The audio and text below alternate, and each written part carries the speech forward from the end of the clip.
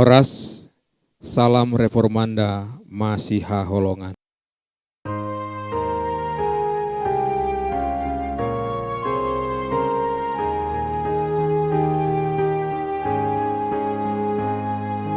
Naing mapujioku di manogoto, ho ale Tuhaku di nangot awon, di nanok mataku di ramoti auro di dongaku asa sonang do.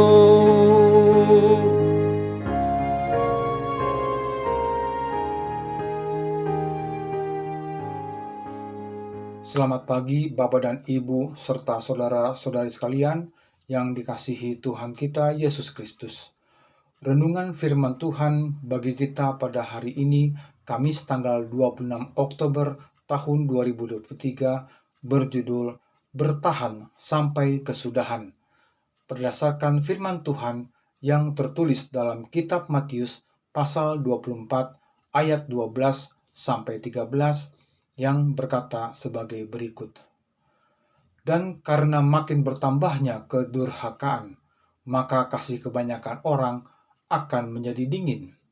Tetapi orang yang bertahan sampai pada kesudahannya akan selamat.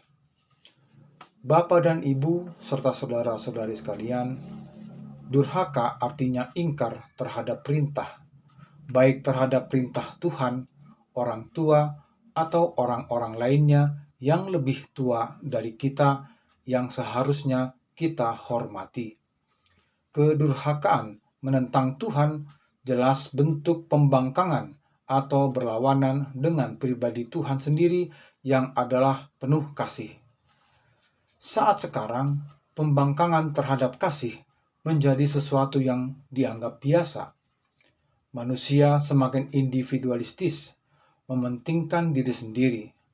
Tidaklah heran dunia penuh keramaian tetapi sepi. Kejahatan merajalela di mana-mana. Kesesatan tumbuh subur. Sangat mudah memberitakan informasi yang tidak benar atau hoax. Melalui nas ini, ternyata Yesus sudah berfirman bahwa kasih sebagian besar orang akan menjadi dingin. Ini adalah sebagai tanda-tanda dari tanda kedatangan Yesus kedua kalinya dan tanda kesudahan dunia. Di dalam kitab Matius pasal 24, dalam khotbah di atas Bukit Zaitun, Yesus menceritakan kondisi akhir zaman sebelum kedatangannya kembali. Ia berkata bahwa akan ada Mesias palsu yang muncul. Dalam Matius pasal 24 ayat 5, peperangan, Matius 24 ayat 6, perselisihan serta bencana alam, tertulis dalam Matius 24 ayat 7. Manusia makin mencintai dirinya sendiri dan menjadi hamba uang, menyombongkan diri menjadi pemfitnah, memberontak terhadap orang tua dan tidak tahu berterima kasih, tidak mau berdamai dan suka menjelekkan orang, tidak dapat mengekang diri, tidak pikir panjang, berlagak tahu, lebih menuruti hawa nafsu daripada menuruti perintah Tuhan. Kita bisa bandingkan dalam 2 Timotius pasal 3 ayat 1-4.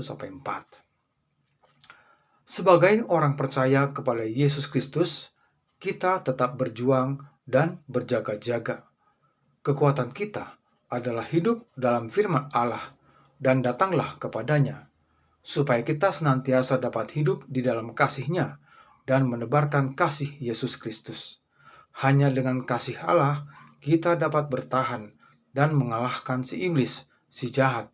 Dengan kasih Yesuslah, kita dapat berdamai, bersatu, dan memperoleh kekuatan yang berlimpah-limpah untuk dapat bertahan sampai kedatangan Yesus kedua kalinya. Orang yang bertahan sampai pada kesudahannya akan memperoleh keselamatan. Amin. Marilah kita berdoa. Ya Tuhan yang penuh kasih, hadirlah dalam hidup kami, supaya kami dapat hidup di dalam kasih-Mu. Amin.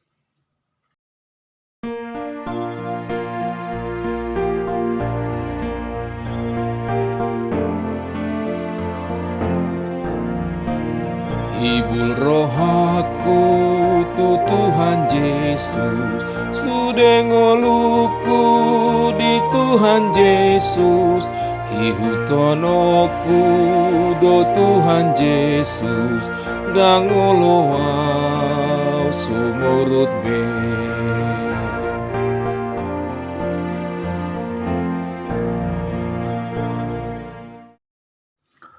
Marilah kita berdoa dengan doa Bapa kami.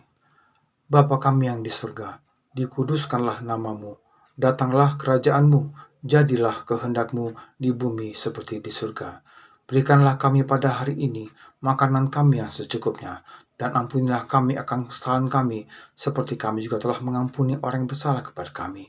Dan janganlah membawa kami ke dalam pencobaan, tetapi lepaskanlah kami daripada yang jahat, karena Engkau yang punya kerajaan, dan kuasa, dan kemuliaan sampai selama-lamanya. Amin. Anugerah Tuhan kita Yesus Kristus, kasih setia Allah Bapa, dan persekutuan dalam Roh Kudus, itulah yang menyertai kita sampai selama-lamanya. Amin. Demikian renungan kita pagi ini. Selamat berkarya bagi Tuhan. Tetap semangat, tetap sehat. Salam Reformanda Masiha Holongan.